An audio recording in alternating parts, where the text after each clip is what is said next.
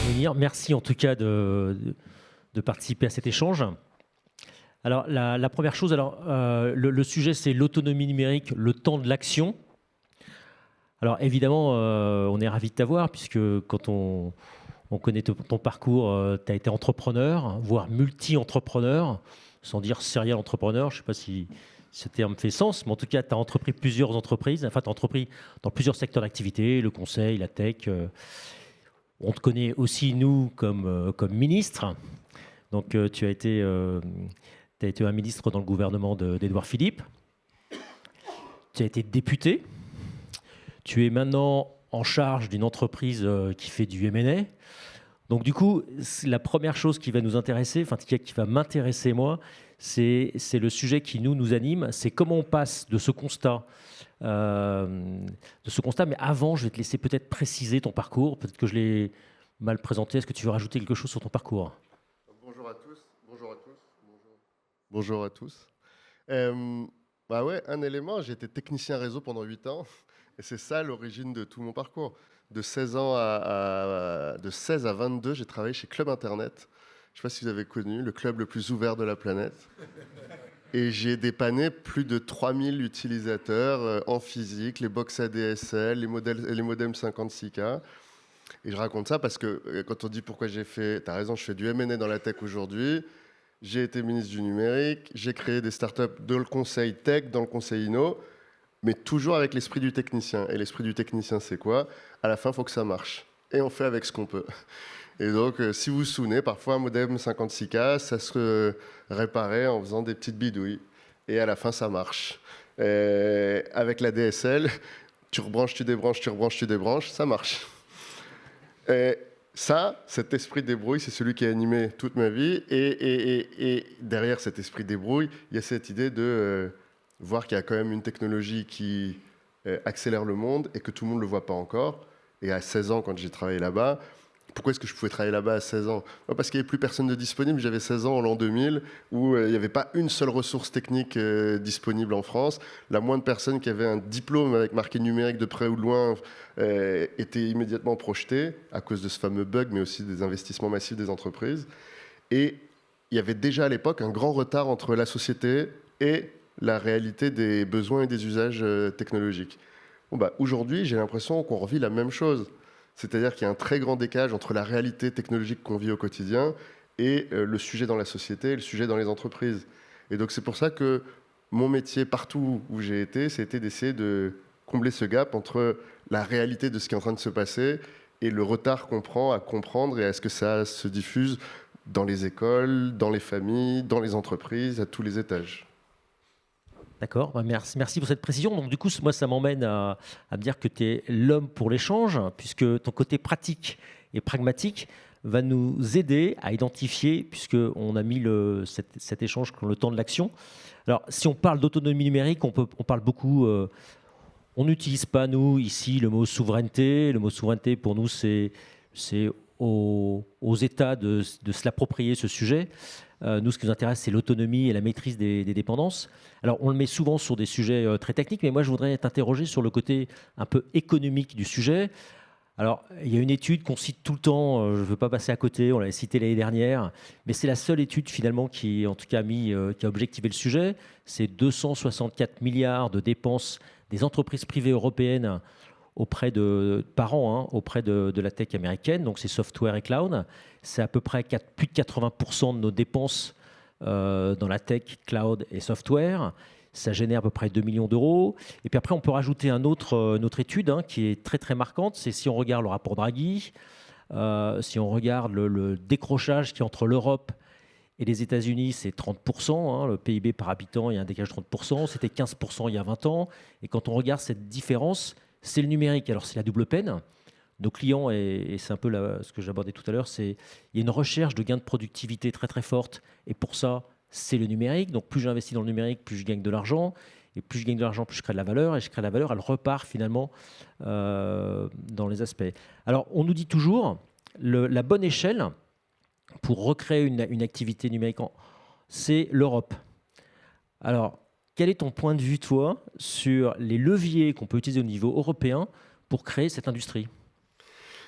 Eh ben déjà, il y a beaucoup de questions dans ton analyse. Qu'est-ce qu'on appelle, tu dis, l'autonomie numérique? Dans autonomie numérique, derrière, il y a autonomie stratégique, et le président Macron a dû en parler cette semaine. L'autonomie stratégique, c'est quand on choisit avec qui on avance. Et moi, je veux juste qu'on se souvienne de pourquoi est-ce qu'on a autant avancé avec les Américains, parce qu'ils étaient notre partenaire d'autonomie stratégique les près de 100 dernières années. C'est-à-dire que quand nous avons été attaqués, nous avons été défendus par les Américains. Quand il a fallu se protéger de toute la violence du monde, nous avons décidé de le faire avec les Américains. Donc, c'est pas qu'on était bêtes, c'est que le meilleur partenaire à l'époque pour se protéger, ça a été les Américains. On a partagé les armes nucléaires, on a partagé le renseignement, on a partagé les capacités, on a partagé le développement et la R&D. On peut dire qu'on s'est favorable, mais ils nous ont acheté pas mal de choses, on leur a acheté pas mal de choses toutes ces années-là.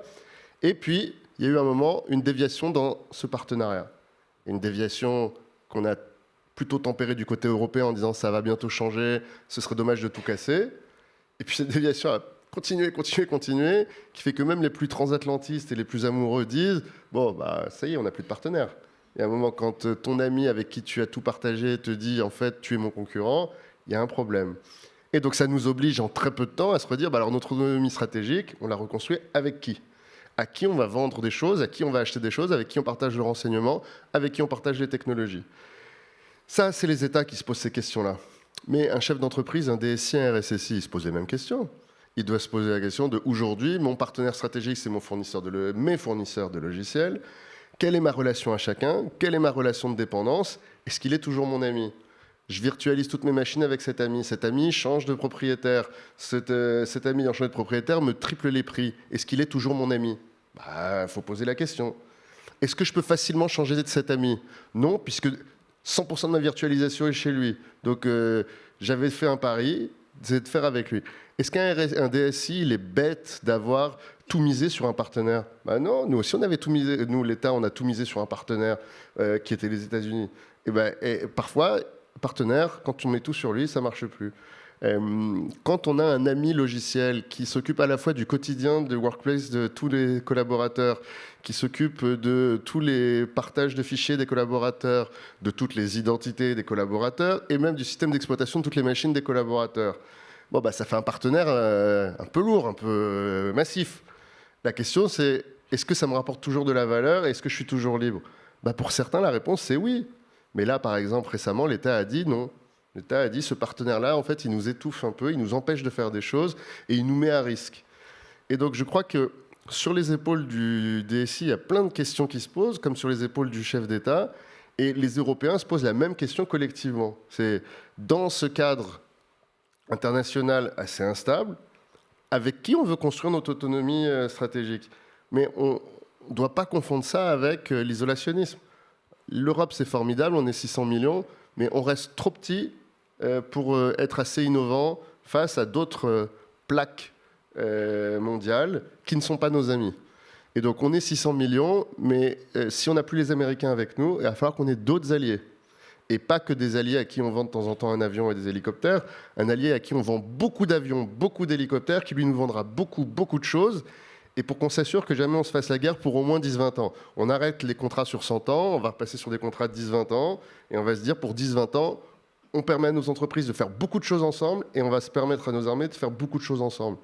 Vous savez aujourd'hui où est la moitié du gouvernement et le président? Il est en Inde, on leur vend beaucoup d'avions et beaucoup d'hélicoptères, ils nous achètent, enfin, et nous leur achetons beaucoup de choses aussi.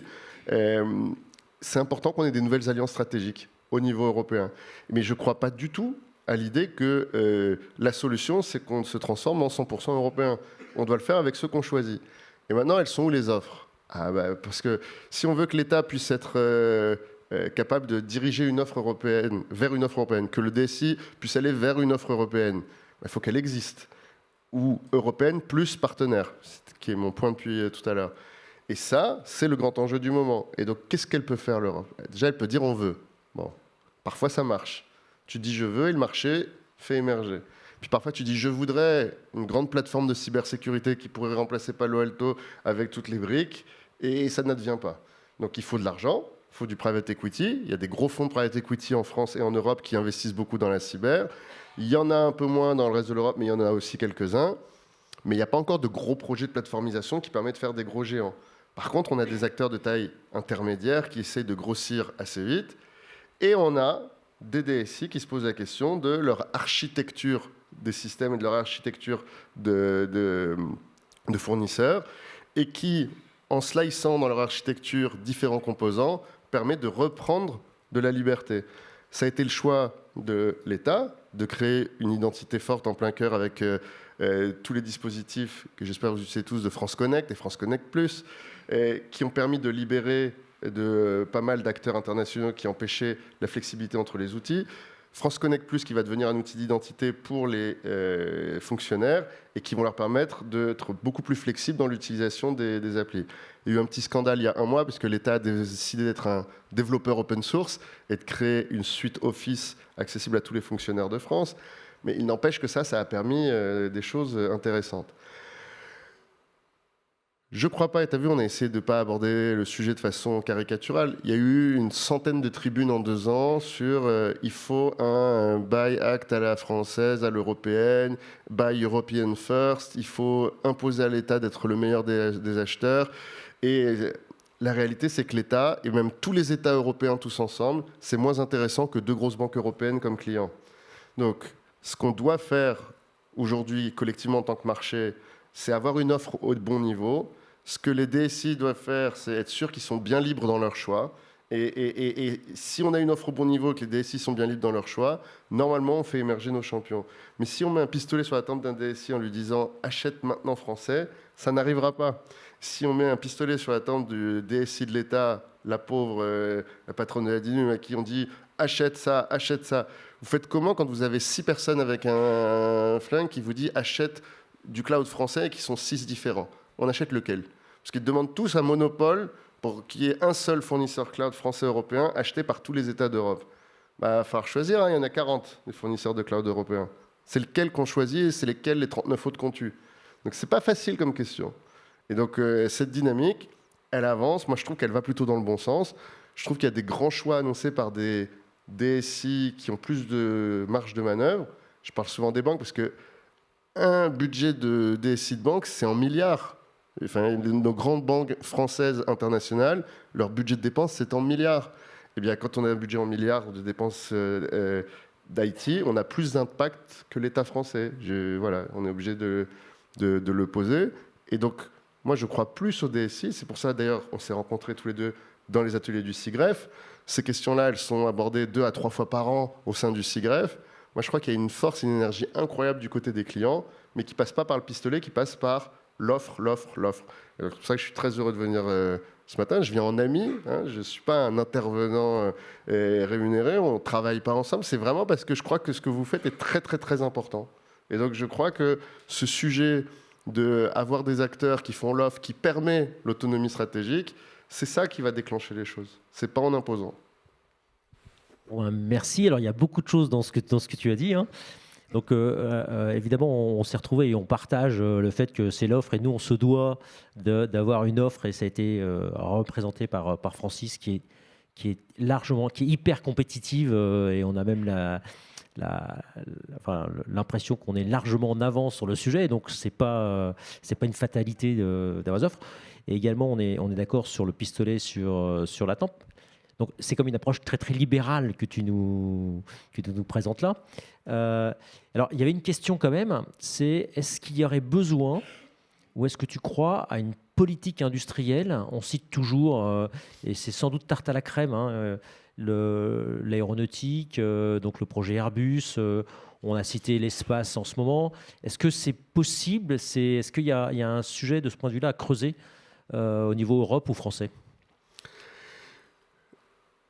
À travers les décennies, on met souvent des choses différentes dans politique industrielle.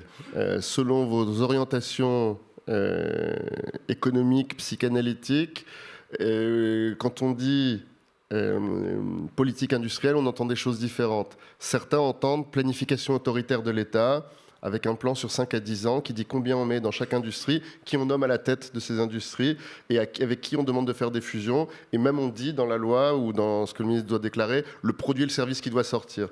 Donc on dit voilà, ce service-là qui doit sortir dans 5 ans, on met les 100 millions, c'est lui et lui, et vous deux, vous allez le faire. À chaque fois qu'on a essayé en France, on a raté. comme ça on le dit. Airbus n'est pas né dans un bureau de planification qui dit il faut le faire de cette manière. Il est né parce qu'on avait des acteurs qui avaient une relation particulièrement intensive avec l'État et l'armée dans le développement de leurs produits et qu'on s'est rendu compte à un moment qu'ils seraient forts ensemble et qu'on a pu le faire. Et vous savez qu'on a essayé à plusieurs reprises de faire des grands clouds européens et des grands clouds français en mettant beaucoup d'argent sur des offres qu'aucun de vous n'aurait jamais achetées. Et d'ailleurs, aucun de vous n'a jamais acheté et elles ont toutes fermé.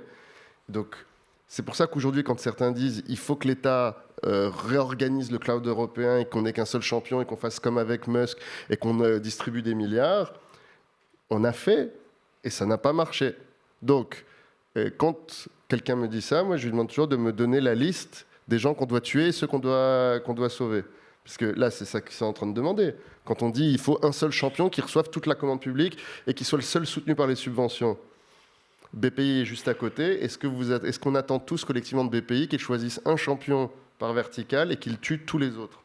Dans l'identity management, on choisit qui en France? Ah si, on va dire Memority. Mais et il y en a quelques autres qui diraient et pourquoi lui? Et donc, en France et en Europe, on a maintenant une attitude un peu différente qui est on mobilise quand même toujours beaucoup d'argent. Si on se compare aux États-Unis à notre taille et à notre PIB, on met quasiment la même chose dans l'investissement sur l'investissement à risque innovant. On a plein de véhicules différents. Il n'y a pas de crédit impôt recherche aux États-Unis. Crédit impôt recherche, c'est plusieurs milliards par an. Les subventions à l'innovation au niveau européen, c'est plusieurs dizaines de milliards par an. Draghi dit qu'il faut faire 10 fois plus. Mais il ne dit pas on fait rien. Il dit qu'il faut 10 fois plus pour rattraper. Mais proportionnellement aux États-Unis, ça nous ferait faire plus que les États-Unis, le plan Draghi. Donc moi, j'aime beaucoup aussi. Mais la question, et c'est pour ça quand tu dis quelle politique industrielle, il faut s'assurer qu'on a les talents et qu'on a de l'argent et qu'on a des débouchés. Est-ce qu'on a les talents? On est encore une fabrique à talents dans toute l'Europe, ça c'est pas mal. Et si vous invitez les universités, ils vous diront oui mais attention, on se précarise, on n'a pas assez de moyens, il faut continuer. Mais on produit encore pas mal de talents. Est-ce qu'il y a assez d'argent? Objectivement, en ce moment, tu dis qu'aujourd'hui, je dirige Matin Partners, on fait que du M&A dans la cyber et intelligence artificielle. J'ai pas vu de projet de qualité qui avait besoin de lever beaucoup d'argent qui n'a pas trouvé cet argent. Aujourd'hui, on manque plutôt de projets très ambitieux à la bonne taille plutôt que d'argent. Si Mistral voulait refaire encore un tour européen, il trouverait encore de l'argent européen. C'est juste que maintenant, on parle de sommes tellement importantes que c'est compliqué. Mais les Européens ont toujours suivi quasiment pour un tiers à tous les rounds. Il n'y a pas d'autre LLM en Europe. Il y a un autre LLM qui arrive et qui arrive à ranker aussi bien que les autres. Il lèvera aussi énormément. Il n'y a pas eu de grosse consolidation cyber en Europe parce qu'il n'y a pas encore eu de tentative de ces grosses consolidations cyber en Europe. Et donc, je ne crois pas qu'on ait un problème là tout de suite d'argent.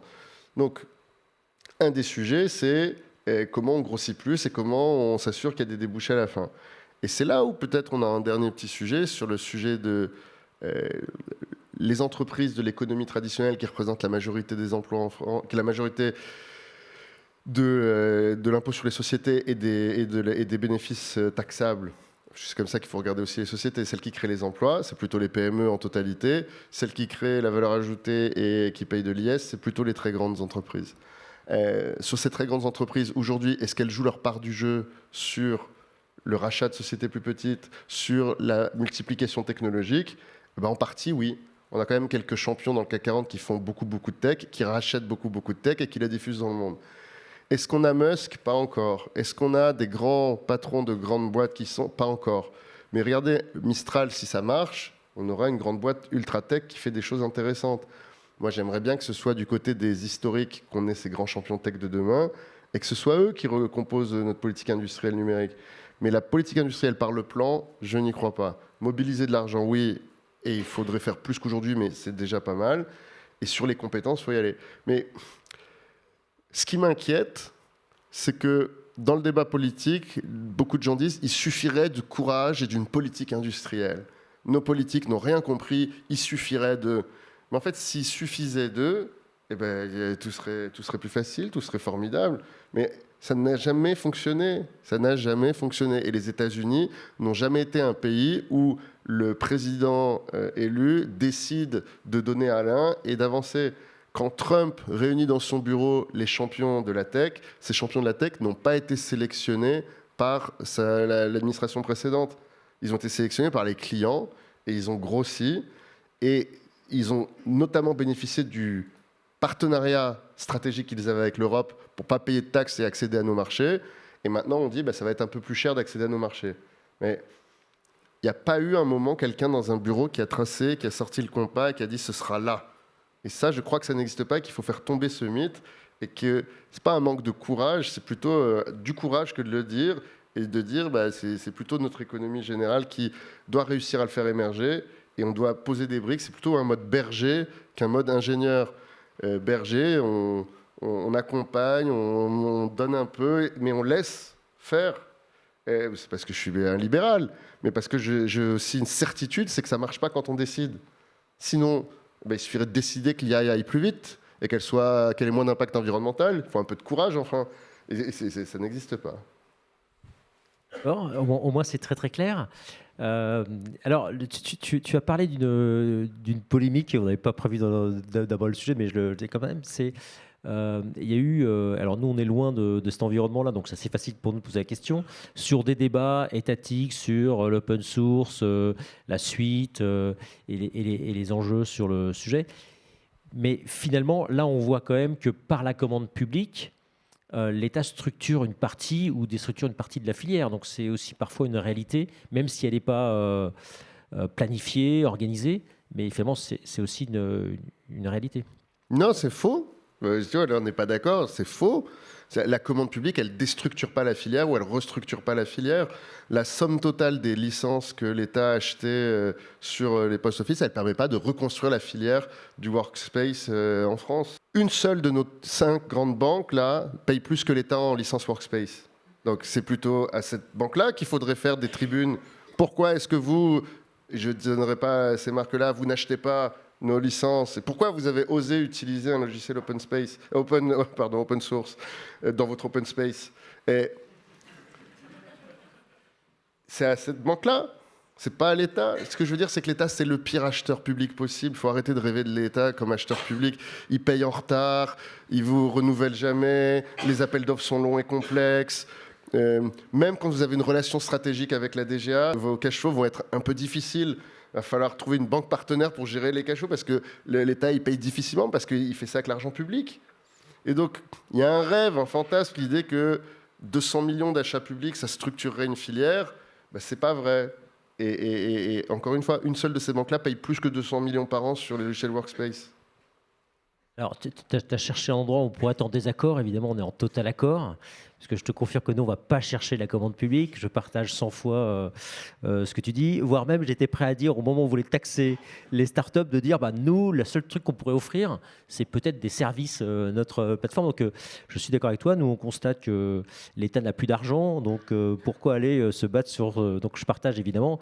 Donc, tu n'auras pas trouvé à un moment un truc qui nous partage. Alors, l'autre point dans les mythes, puisqu'on est dans les phases, c'est pendant longtemps, et la France a pris ce parti-là assez étonnant, alors peut-être que c'est une mauvaise analyse de ma part, mais que la réglementation, et donc en plus tu as été très engagé toi dans une partie de la réglementation qui est sur le RGPD, mais les réglementations suivantes... Le RGPD n'a tué personne. Oui.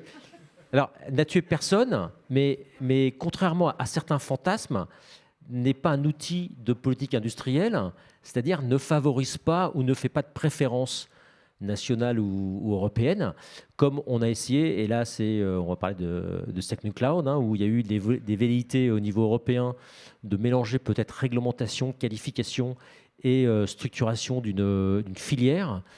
Quel est ton avis là-dessus? Déjà que RGPD a fait du bien au monde, c'est-à-dire qu'il a donné un framework de travail avec les données personnelles des personnes qui est devenu la référence mondiale. C'est-à-dire que quand il est arrivé, pour que vous compreniez le cycle de travail de RGPD, moi, pendant 2 ans, j'arrive sur la queue de comète, c'est la fin de la fin, c'est le moment où il faut implémenter dans le droit français. Et avant, il y a eu 8 ans de négociations sur le contenu, l'architecture, les éléments transposables, non transposables, etc. Tout le monde disait ça va être terrible, on n'a pas le temps de le mettre en place, les sanctions sont trop importantes, on va tuer l'économie numérique française avant même qu'elle ait décollé, etc., etc. La réalité, c'est qu'RGPD n'a causé de mal à personne RGPD a plutôt apporté un système de règles qui est aujourd'hui appliqué quand même par tous les grands, par tous les acteurs, pas les grands, tous les acteurs numériques mondiaux qui opèrent sur le territoire européen, nous permettent de retélécharger nos données, nous permettent de savoir les données qui ont été utilisées. Si on devait corriger un truc, je suis d'accord que sur la communication, sur l'acceptation des cookies, on a tué l'expérience utilisateur de beaucoup de gens et ça n'apporte pas beaucoup dans la sécurité. Mais de dire aux gens qu'ils ont accès à l'information et qu'ils peuvent désactiver, je trouve que c'est très important. La forme de cette question du consentement, elle peut se discuter. Moi, je crois que c'est une réglementation qui a plutôt créé des choses positives. Et sur l'AI Act, vous avez entendu tout le débat qu'il y a eu. C'est terrible, on s'empêche d'innover avant même d'avoir innové. Les Américains innovent, les Chinois copient, les Européens régulent. Il y a eu toutes les caricatures. En fait, en vrai, les Chinois innovent. Ils innovent plus vite que les Américains réinnovent plus vite que les Chinois. Et vous savez quoi, les Européens innovent aussi. Et on est dans les rankings assez bien technologiquement. Et par contre, commercialement, on n'est pas encore au même niveau. Mais l'AI Act, il n'empêche pas Mistral d'être un grand Mistral. L'AI Act, il n'empêche pas la santé d'utiliser massivement l'IA aujourd'hui. L'AI Act, il est hyper flexible. Vous avez tous eu peur de l'AI Act peut-être, mais si vous regardez vos activités, ça n'a pas entraîné de gros surcoûts et de gros investissements. Il y a pas mal de RSSI ou de DSI liés à la sécurité ici. Il y a eu plus de dépenses sur NIS 2, il y a eu plus de conséquences sur la mise à niveau cyber que sur le respect de l'AI Act. Ces réglementations, pour moi, on en parle énormément, mais elles sont anecdotiques. Ce qui est important aujourd'hui, c'est pas de savoir si on a trop régulé l'IA, c'est pas de savoir si le grand champion n'est pas né à cause de la régulation, c'est est-ce qu'on a un taux d'usage qui est suffisamment élevé? Et là, la réponse, c'est non. Et je reviens à mon propos introductif tout à l'heure. Là, on est en 2002. On est à un moment où il y a la moitié des marques qui disent le e-commerce, ça ne marchera pas, j'y crois pas, les gens voudront toujours essayer en magasin. S'il vous plaît, remettez-vous 23 ans en arrière.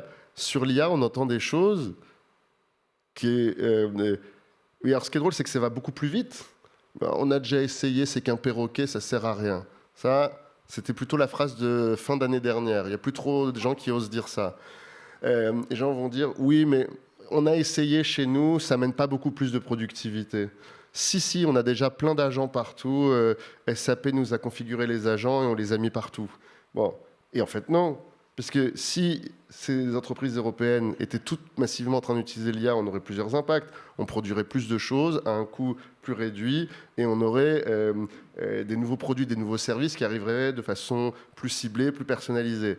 Est-ce que vous avez l'impression, chacun, que dans vos organisations, vous êtes au top niveau et de préparation et d'exécution de l'IA? Non. Enfin, s'il y en a un qui lève la main, qu'il devienne un exemple pour tous et qu'il guide le chemin, et je le suivrai et je la suivrai. Mais je ne crois pas que quelqu'un ici peut dire mon organisation est au top de l'IA. Et là, la grande mode aux US, c'est de dire en fait, il faut arrêter de vouloir transformer les grandes organisations, il faut les remplacer. Il faut arrêter de dire les agences de com vont se transformer en agences IA. Il faut que des nouveaux acteurs créent des agences IA, IA native. Il faut arrêter de vouloir que les banques se transforment. Il y a trop de legacy, il y a trop de problèmes. Il faut les nouvelles banques AI native qui vont émerger, etc. Je suis plus nuancé, je crois qu'on peut se transformer. Mais l'urgence, elle est uniquement là. Et moi, je rêverais que là, pendant 12-24 mois, on parle que de ça. Et dans mon métier, j'essaye au quotidien de dire aux fonds d'investissement, de dire aux entrepreneurs, l'urgence aujourd'hui, c'est de s'assurer que vous êtes à la bonne taille pour aller adresser un marché qui va être de plus en plus exigeant, de plus en plus dur, de plus en plus rapide, et que vous êtes AI native, pas dans le sens on a mis de l'IA et on a installé Cursor sur les postes des devs, mais dans le sens du on est obligé de consacrer 1 à 2 jours par semaine à faire la veille des nouveaux outils parce que ça change toutes les semaines et que c'est très dur. Et que, en fait, si on veut tenir le rythme de nos concurrents étrangers, il va falloir qu'on soit au meilleur niveau, nous aussi. Et bien ça, c'est une réflexion qu'on doit tous avoir en urgence maintenant. Et c'est ça le sentiment que j'ai, c'est qu'on passe à côté du truc. Toute l'énergie, il y a eu des centaines d'heures là, débattues sur pourquoi l'État n'a pas dépensé ses 100 millions pour acheter une suite Office française. Il y aurait eu tous ces gens surdiplômés, surintelligents, à débattre sur comment on accélère l'IA dans l'État et comment on accélère l'IA dans les entreprises françaises. Ça aurait fait un impact sur le PIB en fin d'année. Mais elle est là, l'urgence. Et ce qui va avec cette accélération IA, c'est le niveau d'exigence cyber. Et là aussi, la régulation, elle fait des choses. Pour ceux qui sont dans la cyber depuis plus de 20 ans, vous aviez bien vu qu'à chaque fois sans régulation, tout le monde pense faire assez de cyber. Et donc, c'est uniquement quand on crée des référentiels et qu'on explique que dans certains secteurs, il y a une obligation, que les investissements suivent et que le assez est défini et qu'on comprend ce que ça veut dire. Donc, moi, j'aime la régulation intelligente et utile. Voilà, il faut pas être... Tu vois, je suis un libéral qui aime la régulation. C'est ça que j'aime. Et qu'on paye des impôts à la fin. Il ne faut pas les payer avant. Non, mais je plaisante. Ah ouais, c'est que les libéraux français, aujourd'hui, il y a deux branches, je veux tout savoir. Ceux qui pensent qu'il faut laisser les entrepreneurs faire et puis pas taxer à la fin. Et ceux qui disent qu'il faut laisser les entrepreneurs faire, mais à la fin, il faut taxer quand même derrière. Bah, je crois que la France et l'Europe a choisi ce chemin-là et qu'il ne faut pas lui demander de revenir sur un chemin plus autoritaire. D'accord, alors j'ai encore plein de questions. Alors je vais voir chez Alexis, on a encore une question ou pas Non, c'est fini. C'est fini. Bah, écoute, c'était passionnant. De toute façon, tu es encore avec nous Ce matin. Donc, si on a des questions, en tout cas, c'était très sympa. Et Merci amicalement, merci d'être venu nous voir. Oui. C'était super intéressant. Merci. Bonne matinée à tous, bonne journée.